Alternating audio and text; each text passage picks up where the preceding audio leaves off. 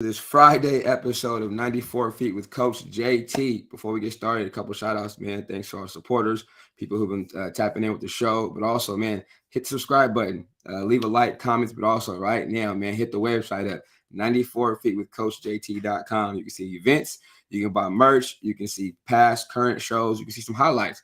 You even see some dope guests, people who have on the show before, as far as wearing my merch and supporting the brand, man. We appreciate y'all on this Friday, midday afternoon. Let me jump into this intro, man. This one I'm very excited about, but also timing is everything. I'll say that.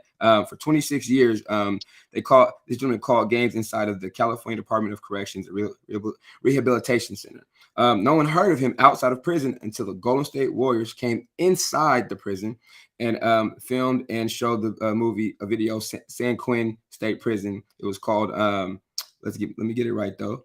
It was called Cue Ball. And again, I know during the pandemic, y'all all had to see this because it was all over the news, all over the media, especially us on the West Coast.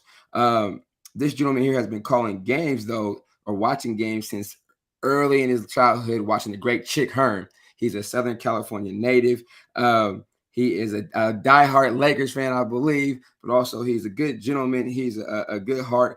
Also, once he got out, he went to Venice Basketball League. He called several leagues over there around Southern California. His goal, his passion is not only to provide play-by-play for sports, but also introduce, again, not just call play-by-play for sports, but he wants to also introduce the athletes and sports audience eager to learn more about how to overcome trials, tribulations, and tragedies.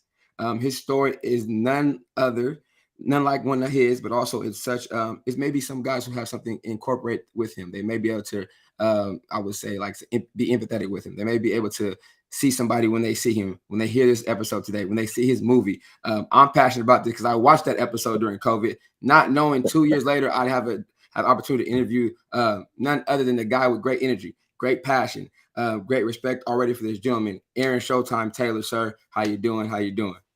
Man, I'm well. I appreciate the offer. You know what I'm saying? When we was over at Alameda Point at Yeah. the gym last week, and it was just an honor to see you. You know, I saw the sign first, right? That's And when I saw the sign, I'm like, I know that sign.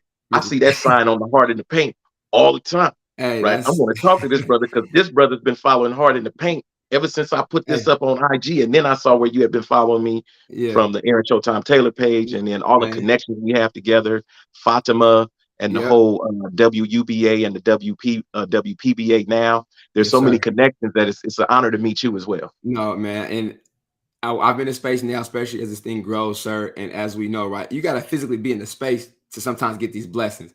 And Hmm. I'm looking, I'm like, who around? So even before you came over there real quick, so we're at the gym, you guys. And I'm like, who is this guy walking back and forth, commentating the game? But I'm like, if you can't hear over everybody, you might miss out. But I'm like, he is really going in. But I know they gotta be pumping the player up. I mean, he walking by, it's like Rucker Park, Venice Beach Park, but you're walking coaching box to coaching box. But I mean, you know what I'm saying, calling the game. I'm like, that sounds dope. But then you came over and I was like, I know this name. I've seen the same thing, gentlemen. I've seen him on thing, but I was like, I couldn't put two together. And then when you came over, sir, and then shook my hand, I had to come. I told, soon I got home, I told all my family about it. I told everybody about it. Because for me, one, again, the story behind that we're gonna get into, but just I Right. have to be in that space right now because you just never know what could happen and what could come from that. And I appreciate you. You know what I mean? That gave me so much more energy the rest of the day. I was pumped up watching you work, vice versa, and you coming over doing our little interview. I was like, okay, yeah, he got that energy. OG got I that mean that gas with him. that day, right? That day. So the listening audience knows that the the the stream that we wanted to do that Mhm. Fatima and the Women's Premier Basketball Association, they wanted to stream that, Yes, and something happened with the links. always.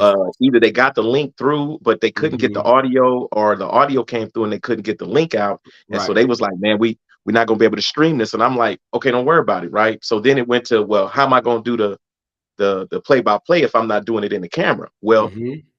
as you just said, for 26 years inside of the California Department of Corrections and Rehabilitations on level fours, level threes, and level twos, I stood underneath the basketball backboard, back up against the pole, and call basketball games.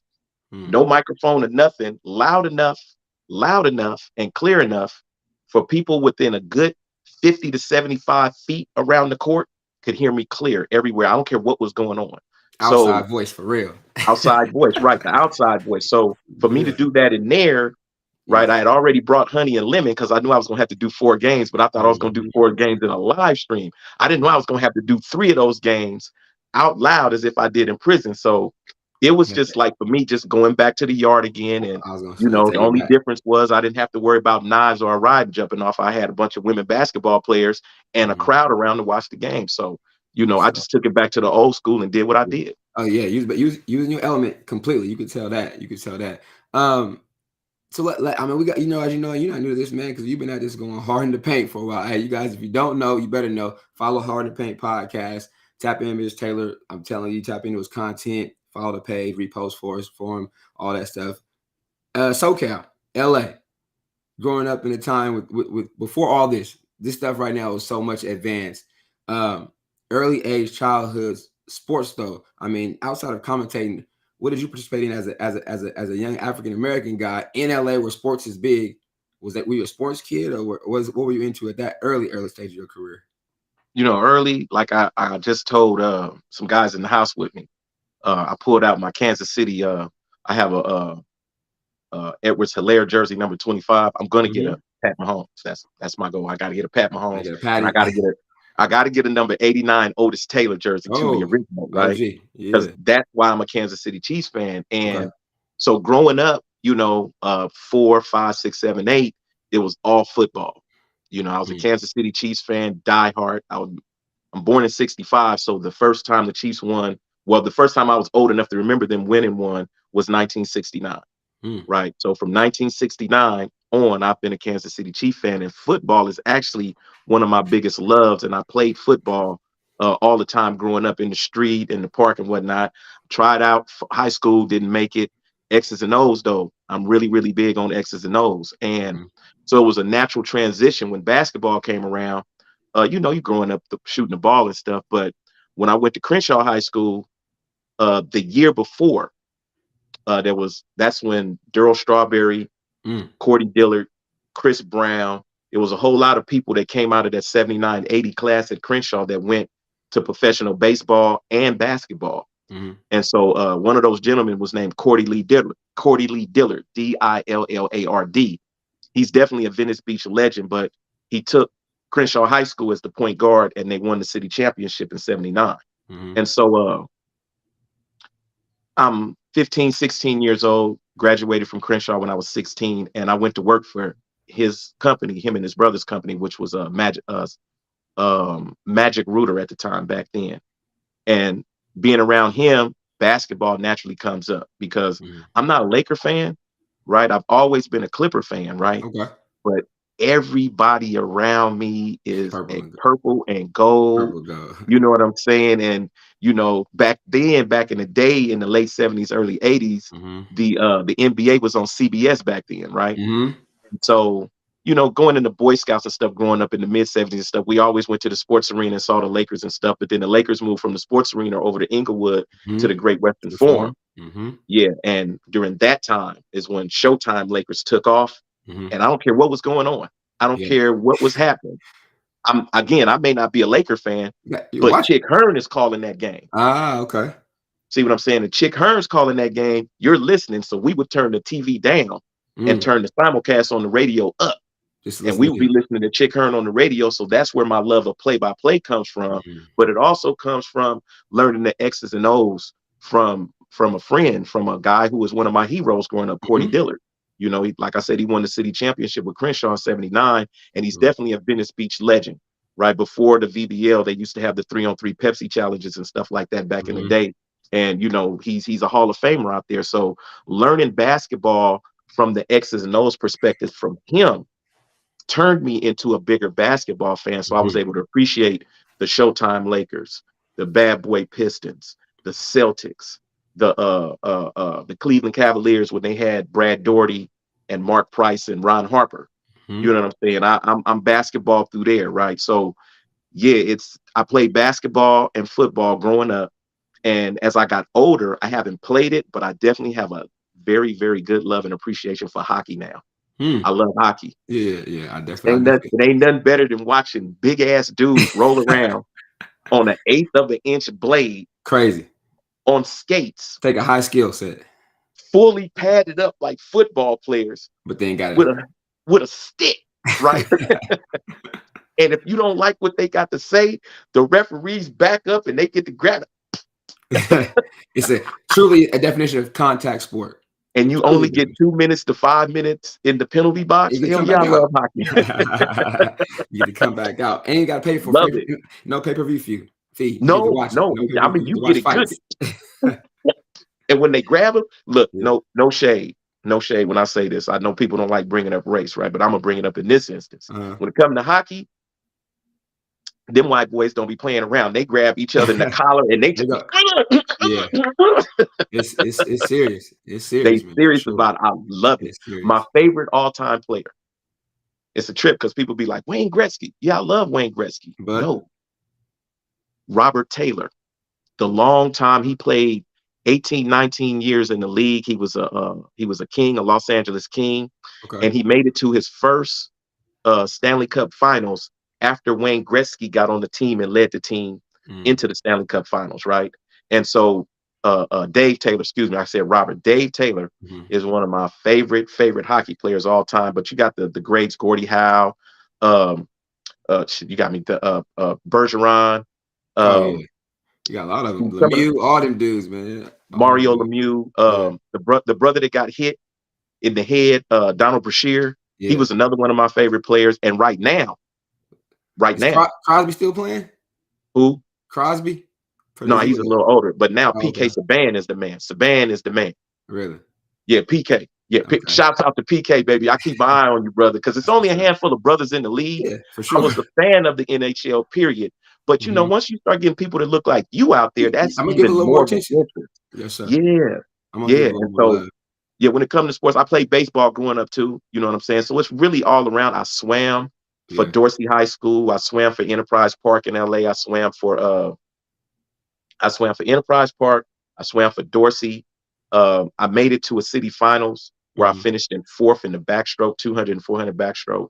Right. So it's all the Yeah. sports growing up, even golf. I learned how to play golf when I was at Chino the first time I went to Whoa. prison and fell Yeah, in love man. with it. So all sports, all sports. I'm with all of Definitely them. a mental sport. Definitely that's a lot of Boxing, that mental fortitude on golf, man. That first eight can be good or bad. You can flip it around like that. That's right, mental. That's mental toughness for sure, man. right. So growing up out there, you said during the 80s, I mean, you've been through it. You've seen it. You've seen the communities. You've seen what it is. Just in general, how was the environment as a childhood out there? What was that like, man? Because as we know today, right? People see you now, right? But your story is out there for people to listen to. But also that's of like the last what ESPN or whoever else chose to put out there, right? But it's in generalized. Mhm. Just give me a little bit of summary, just a background about that growing up, man, and some of the things you've had to endure like I said, because you're not who you are without going through those things at even a younger age, right? Right. Well, I mean, I almost want to say typical, but it's not typical, Mhm, right? When we start talking about typical young black males growing up in America in mhm, general, right? Um, but they even inside of being a typical young black male, typical young American, right? There is those challenges, right? And I had internal family things that was going on.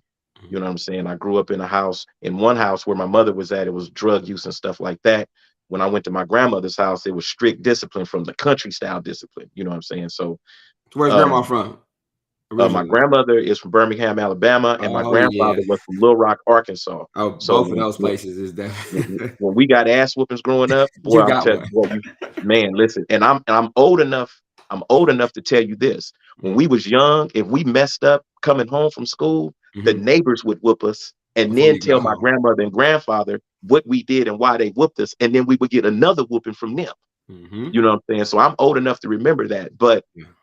even with that being said, part of my family's been on drugs all my life, or up until I went to prison, and a lot of them cleaned up while I was in prison. Hmm. I've had personal challenges, right? One of them that really, really messed me up, and I really didn't become aware of it until I was in prison, and I'm 40 something years old at the time, Hmm. is that I've had a very, very unhealthy sexual relationship when I was 15 years old with a 26-year-old woman, Hmm. right? And That's not the cause of why I went to jail.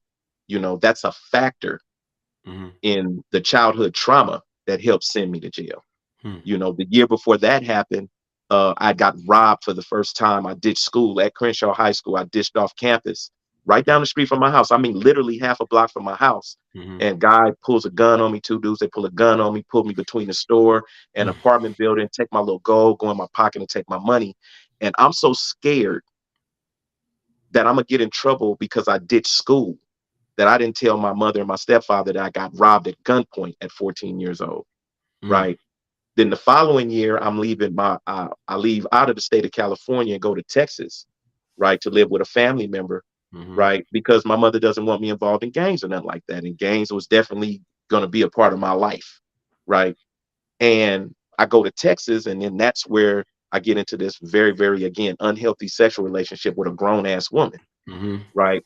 And so coming out of that, I'm 15 going into 16. And so by the time I'm 16 now, I've been jaded. Mm-hmm. I've been robbed at gunpoint, not and had sex with an older woman, right? And so at 15, 16 years old, I was not emotionally or mentally equipped Mm-hmm. to deal with that type of stuff. So, like most people our age at that time, I started drinking and smoking weed to cover up the pain because, going No, to no counseling wasn't outlets. going to be No, no out. Yeah, none. no Well, outlets. no, No. no, no, let's be clear. There were outlets. Mm-hmm.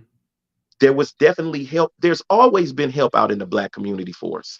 The thing that stops us is the what are people going to think Think about me about if me. they find out I'm going to talk to somebody? Accepting You that, know, being okay with that.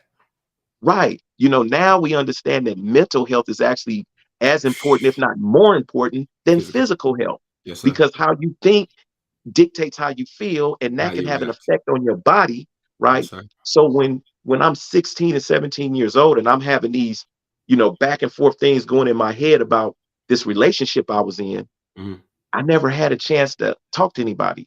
So one of the ways I did was lash out violently. So I joined a gang in my neighborhood, Mm-hmm. right? And I wanted to be the biggest, baddest guy at the time, but I wasn't. Mm-hmm. And I ended up getting on heavier drugs. I went from weed to cocaine because that's when the cocaine epidemic, before crack, it was Mm-hmm. cocaine. Mm-hmm. And I started smoking cocaine when I was 16, going on 17 as well. So it's the paradigm of being treated like an adult, even though you're a child, and you're expected to respond as an adult, even though you're a child Yep. with adult experience. Mm. And I think And also not knowing you will eventually have to face adult consequences, exactly, the even though you're a consequences, child. even though you're a child, the consequences of Mm-hmm. that, in my case, didn't really unravel until I was in a self-help group some 30 years later, Mm-hmm. after the relationship. I'm 42, 43, 44 in a group, and I Mm-hmm. hear somebody talking about what sexual assault is. And, like most guys, and I'm going to say most guys, you think sexual assault is, the violent thing. You Mm-hmm. don't ever look at it at the games that get played along the way. Mm-hmm. And so when I'm listening to somebody else talk about it, and I was like, damn. That And the happened to dude me. next to him, he's like, what? You can relate. I said, man, that was me. Mm.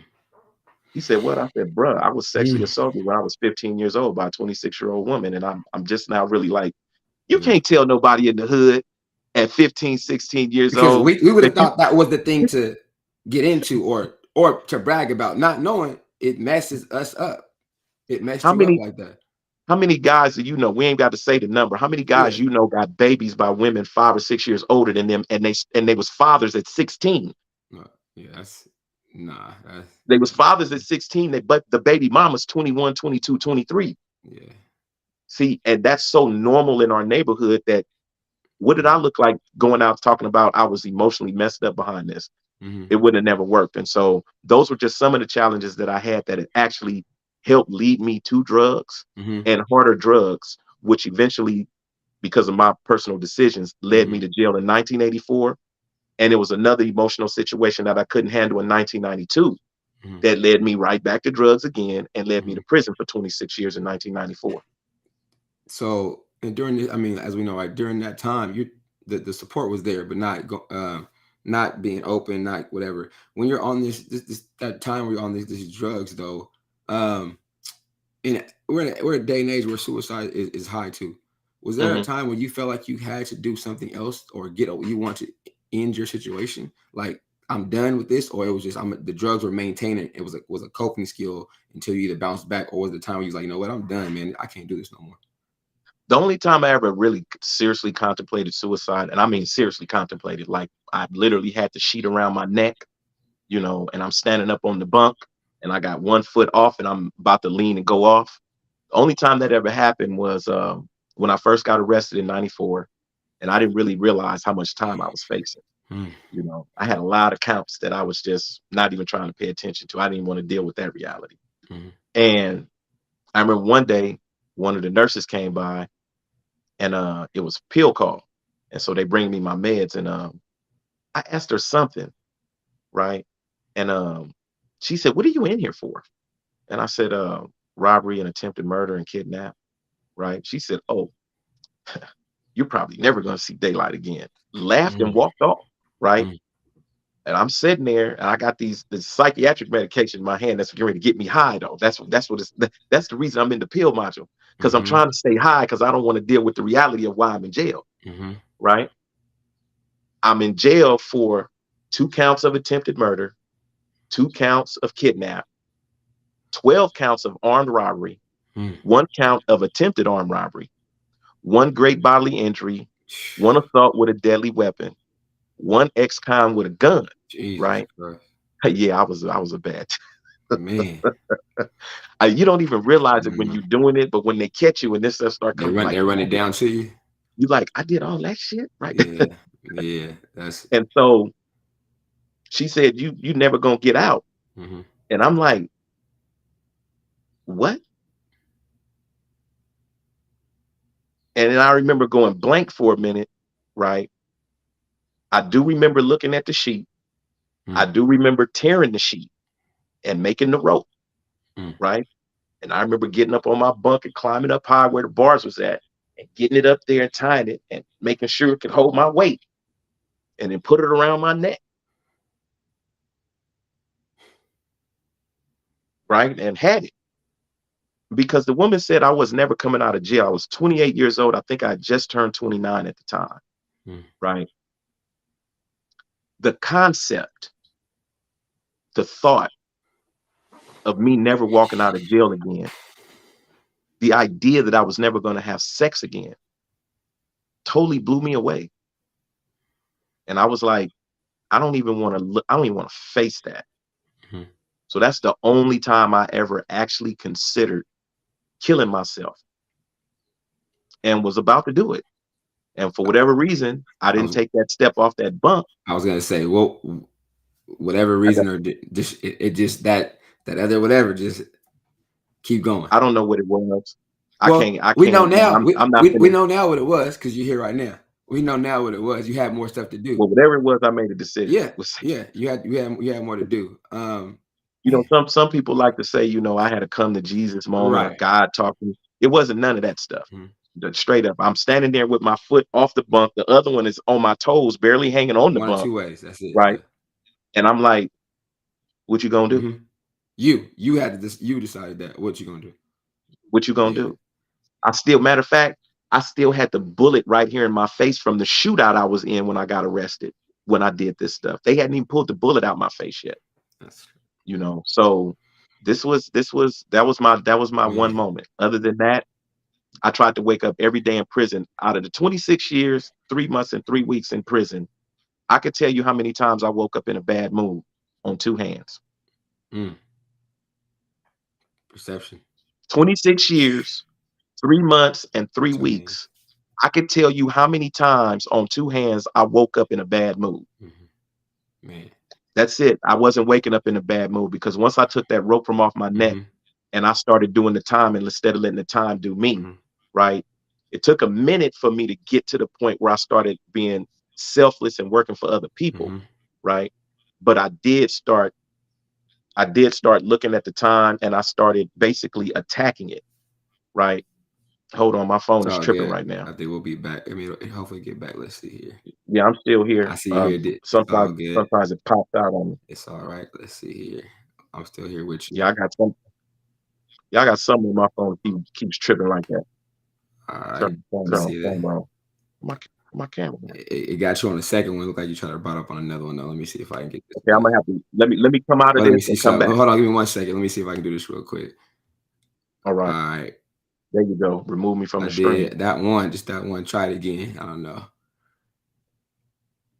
You can go out and come back in. Let's see. Go ahead. Try it. You can All go right. ahead. While you do that, though, I'm gonna give a little shout out here. You can go back, come out. While Mr. Taylor's trying to get it right, we take a little quick second, man. Hit the website right now. 94 Feet with Coach JT. Still got you. Let me see. I'm how you come back out of both. I don't Okay, want to let me go. remove Okay, you. let me go all the way out. All right. There you go. All right. Visit the website while Mr. Taylor gets right. Sorry for the little mix up or whatever right there. You know, it's technical difficulties, but hit 94feetwithcoachjt.com right now. Tap in. I got everything up on there. Man, I needed some. I got to get my first sale going, man. Do your boy a favor, man. Be the first one to buy some merch off the site. I appreciate it as Mr. Taylor tries to come back. Also, definitely just want to thank everybody for tuning in. If you would like to just give me donations for the show, appreciate it. Cash App, Venmo, 94 Feet with Coach JT. Both of those platforms, everything goes back to the show. Pay for the platforms, pay for website stuff, all that like that. So appreciate y'all for doing that. And he's right back. Like I said, I'm getting better at this production thing from my side, so we good. You there, sir? I see Yeah, you. I'm here. Okay, we still screen Yeah, I still had somebody try frozen. to hit me up. That's what it is. Okay, no problem. I still got a That's why my frozen phone went out. screen. Somebody tried to call me. Okay, got you. No problem at all. I still got your screen though, kind of on pause. I'm not sure why. I'm coming back to you right now. Okay, all good, all good. There we go. There you go. Yes, sir. All good. He's back. He's back. So I yeah, had to send please. a text out real quick. It's all good. Hey, it happens, man. We're gonna keep it going. That's why we live. We going uncut, having these conversations. I was giving shouting out the website again, showing a little merch. Man, they can buy a little merch. Hit the website. Appreciate everybody for going on doing that. But yeah, let's get back to what we're talking about there. It's just the fact of make that decision, right? One or two ways. Didn't do that. But I do want to get a detail that I just watched it. I know I watched it like 2 or 3, 4 times a weekend, man, and sent it to my family. The furniture store incident, right?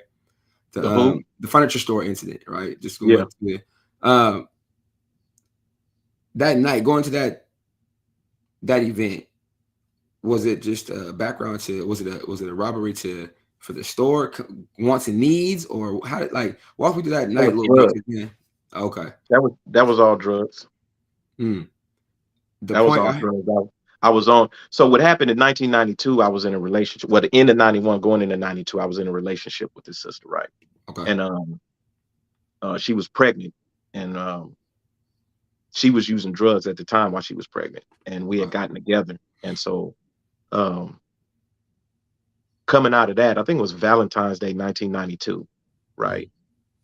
And we had been together for a few months, and it had been a battle. You know what I'm saying? Like, trying to help her stay off of drugs. Mm-hmm. I'm a former drug addict as well at the time, but I Mm-hmm. wasn't nowhere thinking about using drugs again at this point. And I remember it was Valentine's Day, 1992. And the girl I was with, she said, I've been pretty good for the past couple of months. I ain't did nothing and used nothing. You know what I'm saying? What's going on? It's Valentine's Day. Let's celebrate. Hmm. And for whatever reason, I don't know what got in me that night on Valentine's. I agreed to that shit. I was like, you know what? Yeah, I'm gonna do it with you too. She looked, she said, what? I said, yeah, I'm gonna do it with you too. And she said, but didn't you go to jail in 84 for that stuff? I was like, yeah, but it's been a long time. And we're not finna do this every day. This is like a celebration for Valentine's Day. You've been good. I haven't. Let's go on and celebrate. Mm-hmm. Worst mistake I made in my life. Mm. Because man, once again, that was a wrap. Because I was not me anymore. I was the individual who couldn't control himself anymore. And I then was the that's after what, individual. an 8 or 9 year non-usage. It was probably about 5 or 6 straight Five. good solid years. I had a rap career going at that time, right? I was working, Mm-hmm. right? I was doing really, really good. And Mm-hmm. being in a relationship seemed like the next natural step to start building a family. You know, not Understandable. ripping and running. I don't have any kids. I was careful with that. You know, growing up, I Mhm, wasn't, you know, making kids that I couldn't take care of. I was mhm, really strong about that because people around me had baby mama and baby daddy drama. So I'm mhm, like, I don't want that. So I didn't have any kids. And so getting in a relationship and being a plumber and pursuing my rap career at the time, it just seemed natural, mhm, right? I made a wrong choice. You know, I invested myself in a woman who wasn't ready to change, mm, you know, and it's not her fault that I went to jail. It's not her fault that I started using drugs again. I made the decision on Valentine's Day in 1992 to use cocaine again with mhm, somebody, mhm, you know, and there was no way in the world now or then that I could ever hold them accountable for my personal decisions. I made that mistake. And that mistake led me to picking up a gun. mhm, And before I used to rob just for money and, you know, for something I needed. But once I got on drugs, the robberies were all about I need enough money to get drugs. mhm, Then it went from I need enough money to get drugs, pay my rent, pay my bills, pay my mm, car note. You know, so I became a functional crackhead robber. mhm, You know what I'm saying? I'm robbing stuff, but I'm robbing and paying bills and taking care of shit. You know what I'm saying? It was mhm. crazy, you know, until I got arrested. Yeah. The picture that was painted, I heard you say in the video, people say you tell them, where you knew you granted when you got granted grace. The guy in the store, the butt of the gun, hand up, getting ready to hit you across the head with the butt of the gun. Another worker stops him. The owner of the store The owner of the store comes, The owner of the stops store him. was on the phone calling the police right above. Like if I'm laying here, I could Hmm. hear his voice back over here. Right. Right. So what happens is, let's back up. So I go in the furniture store. Yep. I tell this dude I'm acting like I'm finna do some business. I got a handful of ones, you know, bought up, make it look like a nice knot.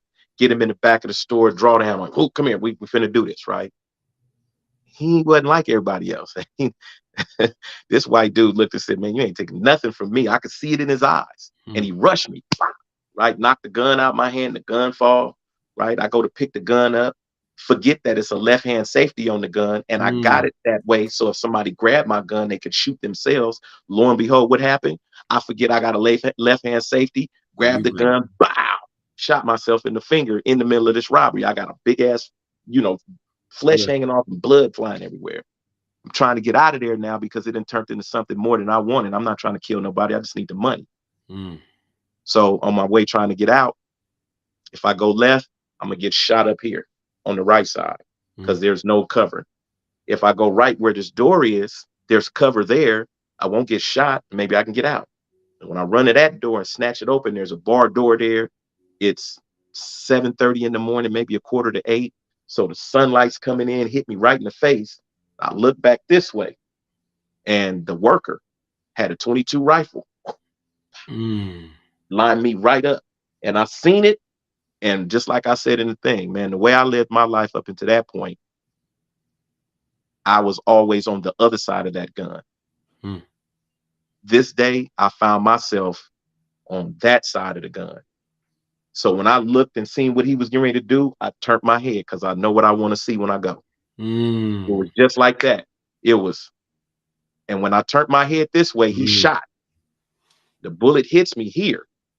Don't hit me square. It hits me as my head is turning and drives my head into the wall. And then I go down and knock out. Wow. When I'm waking up, I hear him and I look up and I see old boy with the butt of the rifle coming, getting ready to come like this. The only thing I could do, I went to put my hand like this, but I Mhm, heard him say, "Don't do that. The police are on the way. Don't hit him." This is 1994. mm, 7 years later, in 2001, we have 9/11 take place. I'm on a level 4 prison in High Desert State Prison up in the top of California. And I end up going to the hole because I'm a Muslim when 9/11 jumps off, and they pretty much locked all the Muslims up right after 9/11. mm, And I'm sitting in the hole, and Ad said, like, how the fuck did I end up in the hole from something that somebody from another country did? mm, And rather than do what most other people did, I started reflecting on my life and what led me to prison. mm, I was sitting in there because of choices I made as a young man. And I couldn't walk away from those choices anymore. I had to be accountable to them, right? So it was in that moment in 2001, going into 2002, that was my aha moment. That was the moment when I finally understood how much grace that man showed me by not allowing that man to deform me and hit me in the face or in the head with the butt of that rifle. That's when I started really paying attention to what type of dude, because I went in there and violently tried to rob that store. We had a shootout. I went through 2 clips in that store. They went through some clips in that store. We was shooting in that. We was in there at it for real. Bullet holes, all kind of stuff everywhere. I seen the videotape when I was fighting my own case. I finally got that stuff. I heard the audio and I saw the video. I'm like, man, we was getting it up in there, not hitting nothing, but it was violent in there. Wow. And for that man, right after that, to stop that guy from hitting me, after I just went in there and in their mind, I tried to kill him. It wasn't me just trying to shoot bullets to get you out the way so I can get out. To them, he's trying to kill us. For him to stop that man from hitting me in the face made me finally sit down and think, what have you been doing with your life, Aaron? Yes, yeah, man. You do your time. You don't let the time do you, sir. That's amazing. That's, to me, even like I said, first off, let me tell you this. I appreciate you again, because I never even imagined I'd be talking to you face to face. But I watched that during the COVID. But I also know Coach Tion from the Bay Area. Tion was there playing. Me and Yeah, T1000. Yeah, that's T1000 right there. His folks from Mississippi, from Vidalia, from right. Faraday. My mom from Natchez, Mississippi. I was like, randomly met Tion at basketball thing years ago. I was like, Tion, we both got us out. I never thought, but I thought that was super amazing. But also how you just, the passion you have to now support others, right? You were going back and communicating, teaching, trying to bring them along, but also the ones, because some people say you don't get a second chance, but some people do. Some people do. I got a third. So now it's this about is my third. It's about what you do. I've been in jail twice, dog. Man. I went to the pen in 1984 and I went to the pen in 1994. 2 times. It was 3 strikes.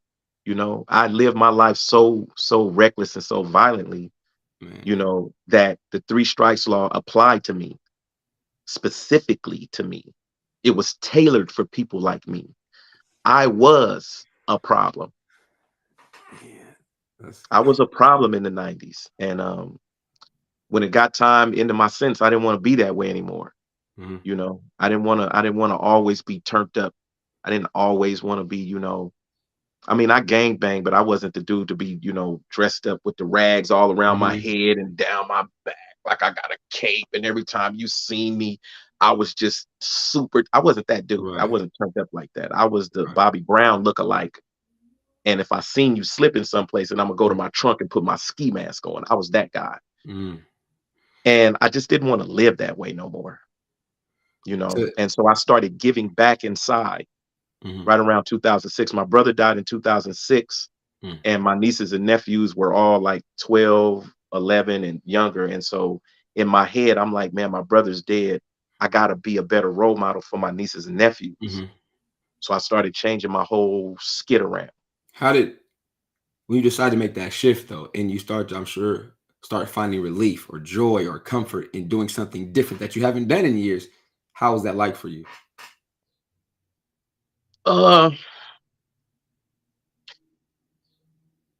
It wasn't easy. It wasn't easy because the first person I met that started me on this change is named Tobias Tubbs, aka Ibn Wali Shakir. Right? He's not only my imam, that man has been everything to me. You know, and when I got to Calipatria State Prison in 2002, and I met him, his thing was about smiling. You know, just a smile. Not smile, you know what I'm saying? I'm, you know, I wasn't gonna let the time do me. I'm doing the time, but this brother was radical about smiling. So radical, the police used to give him write-ups because he was smiling intentionally. Because he refused to allow his circumstances, because he was not guilty. And he had been given, 100 years or something to life for not telling, having faith in the system that, well, I didn't do it, so you're not going to send me to jail. And lo and behold, the system locked him up anyway. So he refused it. And I'd never met anybody in prison who said, man, I think we should just smile from now on. Like, what? You know how corny that sounds? We killers in prison, man. I done did time with dudes that took lives. You know what I'm saying? I like to tell people that my time was like Freddie the Fox's verse in the Militia, right? By Gangstar. When it comes on, right? If feds only knew how I felt about the rap game, they relocate and change their fucking name. I eradicate move shakers, roll with coke shakers, give dap to mad money makers, shared cells with life takers, had sex with rump shakers. I made moves so I'm a nerve breaker. That's how I lived my life. You know, I've been known to instill fear. Although the world may be round, I was still trapped in a square. That was my life. And I don't want to be like that no more. So after my brother died, I went into a lifers parenting class so I can get some skills on how to communicate to my nieces and nephews, right? Other than like a penitentiary dude, or I didn't want to sound like the dude on In Living Color that Damon Wayans played. Yeah, brother. Allow me for 1 second, brother, to flush out my diarrhea tract as I speak. You know, I didn't want to sound like that when I came out. And so I took a lifers parenting class. I left that. I went to AANA. Even though I hadn't been on drugs since I'd been arrested, I was still technically an addict. Even though I hadn't used drugs since 1994, hadn't smoked. Wait, let me be clear. I hadn't used cocaine since 1994. Hadn't smoked crack since 1994 when I got arrested. I stopped drinking in 2000 and I stopped smoking weed in 2000. So I was in jail for 6 years. I was drinking and smoking weed, right? But I wasn't using any harder drugs than that. But then I stopped in 2000. I wanted to change everything. I didn't want to be the same way no more. And prison actually allowed me to become a better person, a selfless person, because at Sentinella State Prison on the level 3 is where we created those sports leagues. And I had to literally give of myself every time we went out there. And I wasn't getting nothing back for that, other than the satisfaction of knowing I can't be out here with my own nieces and nephews. So I'm going to pour into y'all. I'm going to pour everything into y'all. And all them young Crips and young Bloods and them young cats that was on the yard. You know, I was like 41, 42, 43. They 24, 25, 26. I remember being their age. And I remember that lack of confidence you have sometimes with amongst your peers. Everybody wants to stick their chest up and talk about what they did, you know. And I remember that age, and I remember how it felt. So it was easier to still connect to them and show them something better. And so that's what I started doing. That's what's up. I got a couple. You sent me some pictures, but also I'm gonna put them up here. I want you to just give me a little information behind the pictures we throw up on the screen, a little something. Okay. So that picture is me at Overland Park out here in Southern California, over on Overland and right off of Venice. It's a park we used to play at back in the day. And I went there with Catalina Villegas from Spectrum One News doing an interview. And we went back to that park, and that's what I was wearing right there. My mom bought me that Lacoste hat. I still have it. I wash it, bleach it up. I still have that Lacoste hat. I still have the Warrior jacket, even though I had to take it to the cleaners and get a lot of material cut off to fit me, because that jacket, when I came home, was a 4X. 290 pounds when I first came home. I had to have that jacket. Put that jacket. Shrunk it down. Cut that weight. They cut about a third of that material off to get it to fit me. So now 210, 215. You saw me, you know what I'm saying? I trimmed it down. I got thick. And my niece put me on a veggie diet. And man, boy, that veggie diet, that weight started falling off. You right. And I went from 290 to, when I got to like 225, I looked in the mirror. I said, look good. Damn, I ain't seen this body in a long time. That comeback. And when I get to 215 and I step in the bathroom now and like, feeling good. Yes, sir. Speaking of those Warriors, those Warriors right there. That's that was one of the dope experiences I ever seen for somebody else. I was happy for you. Didn't even know you. Didn't even know.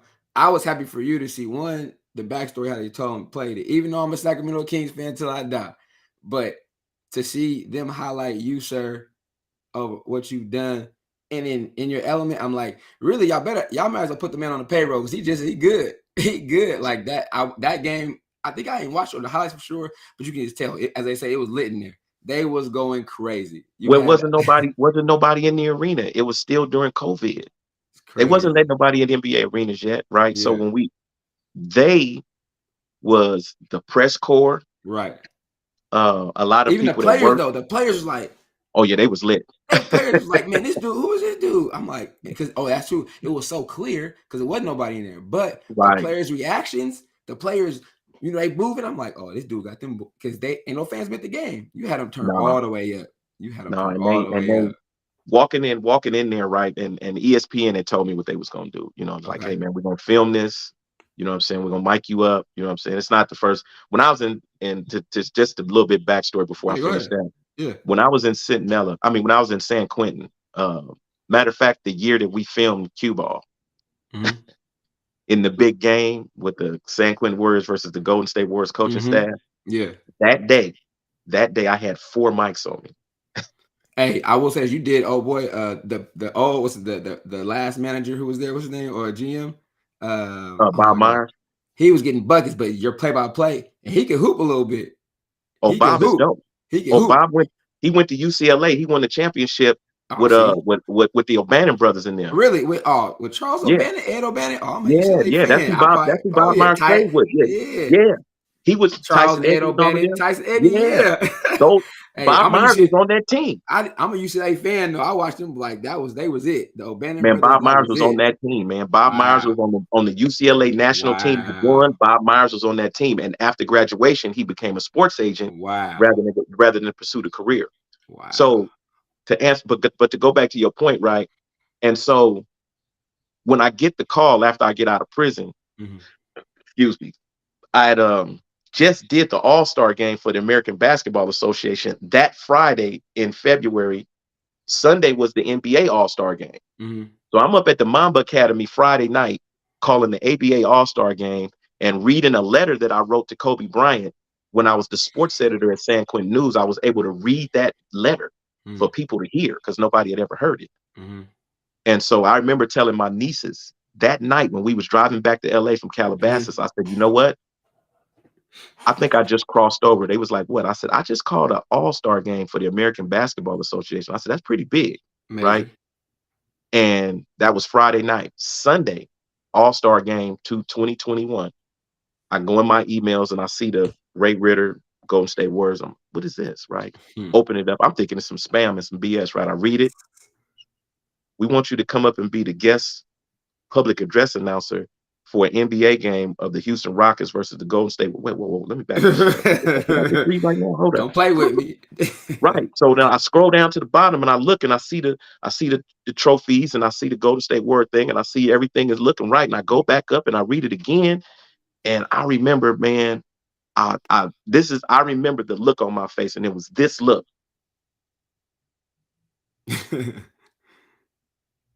And I looked up again, and the next thing I know, I couldn't see because I was crying. Mhm. I was Dope. crying. And Dope. Dope. we talking 26 years in prison. Yeah.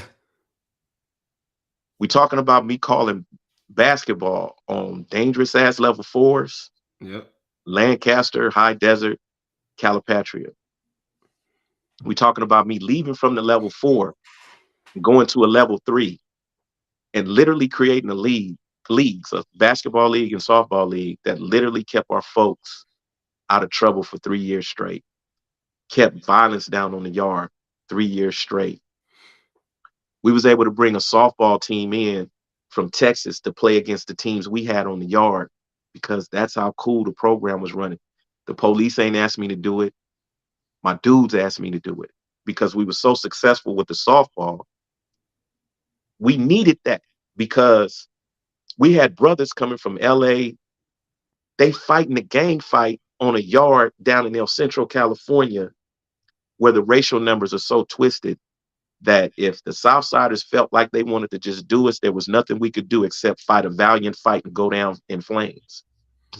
And so I'm losing young brothers. Like I said, I know how they feel. I used to be that age. I used to be at the age where you not sure if you measure up to your contemporaries, you know? And I used my religious knowledge. I used my academic knowledge. I used my influence. And I kept my dudes out the way. So that's a blessing, man. Service. You Kept serve. them out the way. You serve. There's many dudes that was in the CBL. That was the name of the basketball league, the Convicts All-Star Basketball Leagues. Mm-hmm. And I remember in particular one dude, he was the lead scorer during the season. He was carrying the league. But he kept getting in trouble. And I worked in the program office, and he came in one day and they was getting ready to roll him up off the yard. And I literally went into the lieutenant's office right across from my office. I said, hey, you can't roll him up. The lieutenant looked at me like, what? Inmate, you coming up in here telling me what I can and can't do? I said, look, his name was Granish. I said, look, Lieutenant Granish. And I had stats. We kept our leads stat orientated. I went to my desk and pulled out the stat sheets and showed this lieutenant who this guy was. Right? I'm like, look, he like, man, I don't give a damn about none of that. I said, listen, if you take that dude off this yard, it's going to get violent out there. And I've been doing everything I can to keep it from being violent out there. And he looked at me and he got mad. And he said, if this dude gets in any more trouble, I'm rolling you up and putting you in the hole. I said, you can do that. He ain't going to be in trouble no more.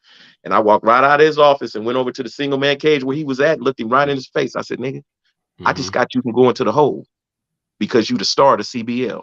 You better not fuck up again or I'm going to be in your cell and I'm going to beat your ass. And I meant that. Right. And thankfully, and it's my young dude, I love him to death. And look, he's so crazy, right? He went home right after he had just won the CBL championship, the first one. He won it. He goes home. He's home long enough. I don't know if this was like, you know, a home in Beacon or what. But right before the next season started, that knucklehead got violated and came back to the prison to get back in the league. Yeah, he won't leave you, man. That much of an impact for you, man. That much of an impact. That much of an impact. That's crazy. Man, I promised those dudes and I did it. I did 3 games a day, 5 days a week during the basketball season. The league, the first to 19 was the game, right, in the regular season. And keeping them dudes busy, getting those guys into religious services so they can come to the yard on a rotational basis. All of that stuff was part of what got me here to talk to you. Because I started understanding what selfless work was, not about me, but doing something for somebody else, which is why I get so emotional about it now. Because in the moment I didn't realize what I was doing. It's impactful, man. It's definitely impactful, and I appreciate you sharing the story. But as you know, in the basketball game, a triple threat, dribble, pass, shoot. At the end of every show for me, though, man, I like to get my guests triple threat. So I need 3 things that people that may either see you or 3 things that you have built your foundation on going forward, that they can know, oh yeah, that's Showtime Taylor. When they see you, when they hear those 3 things, they know that is direct correlation of how you live your life or how you operate. Give me your triple threat right now. So my first triple threat is chair. CHAIR. You're going to need character, humility, accountability, integrity, and responsibility to sit on any stage, to sit in any space, to command your space within spaces. You must sit on a chair, and that chair has to be founded on your character, your humility. See, humility is something we're sorely lacking in today's time. People don't want to be humble. They want everybody. It's always, I did this and I did that. Cut that out. Just put the work in. Accountability is huge, because if you aren't accountable to yourself, you're going to do all kind of stuff. But if you ain't accountable to you, how you going to be accountable to somebody else? Integrity is the foundation of accountability, because your integrity is going to make you be accountable even when it's not even called for. Your integrity is going to make your accountability be seen even when you aren't seen. Mhm. and being responsible as a leader of yourself first, your family, your crew, whatever it is. You have to be responsible, right? And so that's the first one. My second threat, which is probably they're going to get bigger. Mhm. My second threat is emotional intelligence. You have to get out of how you feel so you can understand how the next person Somebody feels. else. Yeah, for sure. And to do that, you have to develop my second threat, which is empathy. I Mhm. don't need you to sympathize with me. Don't feel sorry for me. And I don't feel sorry for nobody. Mhm. I'm not sympathizing with anybody. I empathize with Empathize. you, Mhm. which means I took the time to take your feelings, To consideration. internalize them, Mhm. internalized your feelings, and put myself in your shoes and looked at the world according to your experience, not mine. Mhm. That's empathy. What stops me from doing some of the things that I used to do back in the day, I'll share this second threat. I told you earlier I got robbed when I was 14. Mhm. I told you earlier at 15 I've been sexually assaulted by an older woman. Mhm. The way that I tapped into empathy was when I went back and looked at that furniture store robbery, rather than look at the actions that I took and tried to defend them, I took my 14-year-old self, Mhm. who was a victim of a robbery, put that person inside of the white guy who I just tried to rob in the furniture store. Mhm. And then I looked at the world through my 14-year-old eyes and his body, and I looked back at my adult self at what I was doing. Mhm. So I wasn't robbing him, I was robbing myself when I looked back at that incident. And I Mhm. remember every feeling I had when that dude put that gun right here and Mhm. stuck his hand in my pocket, snatched my chain off, and told Mhm. me, if you say anything, I'm gonna blow your head off. I had to remember that and how that felt so I could relate to him and the worker in the store, so I Mhm. could relate to the people who I shot at, so I can relate to the people who I kidnapped when I was doing the robberies, so I can relate to the victims in the robberies, so I can relate to the EMTs who came to get me after Mhm. I committed that crime, and now you got to come save my dumbass life for going up in there trying to do something. Mhm. Each one of those steps, I had to put my 14-year-old self into those people and then look at me as an adult, but I'm in their body as a child, the victim of a robbery. Empathy. That's huge. That's my Empathy. second one. Empathy. My third triple threat. So we got a chair Mhm. and we got empathy. Mhm. This is most important in all of them. The ability to work for someone else without asking for anything in return. Mhm. If you Service. want to, it's not even just service. Mhm. It's a word for it, right? And for the Christians that may see this, a lot of y'all already know this word. And it's called agape, Mhm. AGAPE. Mhm. That agape love. Agape love is literally unconditional. No conditions. No, nothing is attached to agape love but pure, honest, straight from the heart love. It isn't God based. It isn't nothing. You don't even need God for this. If Mhm. you need God, cool, you know what I'm saying? But you don't need God for agape love. Mhm. You need to have the ability to love yourself unconditionally so you can give unconditional love to somebody. The problem with number three and why it's so pertinent, but it's so dangerous right now because Mhm. people don't understand how to love unconditionally. Everybody's loving on a transactional basis. Mhm. I'll love you if you love me. Mhm. I'll pay half the bills if you pay half the bills. You know what I'm saying? It's always a given. That's not unconditional. True. That's not agape. It's no back and forth. It's I'm giving. And I'm Unconditional not love. worried about what's coming back Mhm. because I'm not giving it to receive nothing back from you. I'm giving it because it makes me feel better. It Mhm. makes me feel good to watch you grow, to advance. When you asked me to come on this show, Mhm. right, I took it as an opportunity, right, to come on, not just to share about who I am, but to show you who I am, more importantly. Mm-hmm. Not so much the crowd, you, Mm-hmm. because Mm-hmm. we're in the same field. Mm-hmm. I see you as a role model. You see me as a role Mm-hmm. model. I Mm-hmm. see you as a hero because Mm-hmm. guys like you who never went to jail during the 26 years I was gone, Mm-hmm. who stayed out here on the street, went to work, Mm-hmm. raised their kids, took care of their families, with their woman, you know what I'm Mm-hmm. saying, went through the trials and tribulations. You guys are heroes and you don't get enough flowers. Mm-hmm. They not making enough flowers for y'all. Right. Why? Yeah. Because nobody seems to appreciate the work that it takes to be the type of person you are. True. Well said. And that's where I come in at. Well You said. want to sit up and praise me for doing 26 years, man? Yeah. Fuck that. Excuse my Mm-hmm. language. I know this ain't Yeah. hard in the paint, You're but I good. got to get hard in the paint. Fuck that. It's real. Stop praising me for doing 26 years in prison. Mm-hmm. I did 26 years in prison because I was fucking up. Mm-hmm. The system didn't put me in prison. The white man didn't put me in prison. The courts didn't put me in system. The police didn't put me in the system. It wasn't my mama's fault. It wasn't the neighborhood I grew up in. It wasn't the woman who claimed I was the father of a child. And what? None of Mm-hmm. those things brought me to prison.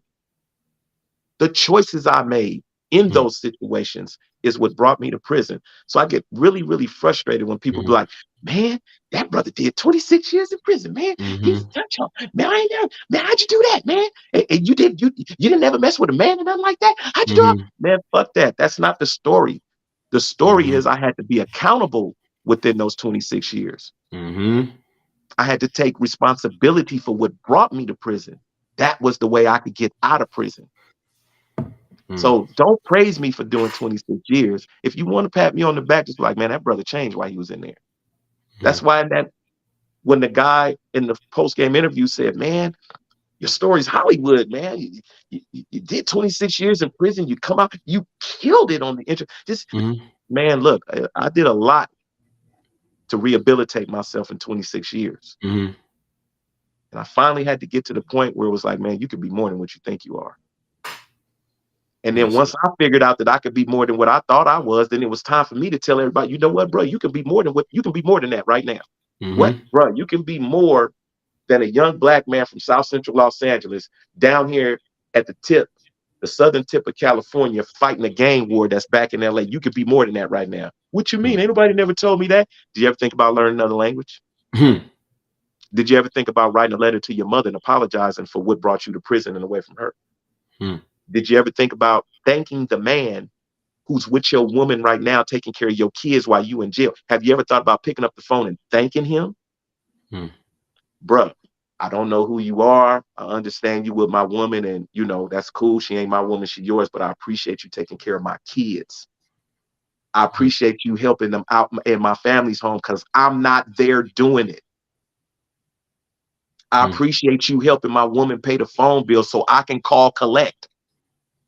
I appreciate you buying my kids Christmas presents, birthday presents, being there with them for Easter because I'm not there. That's why I give guys like you and guys who've never been to prison or jail straight props, because y'all been doing yeoman work out here while our dumbasses had messed up in the 90s and was locked up all this time.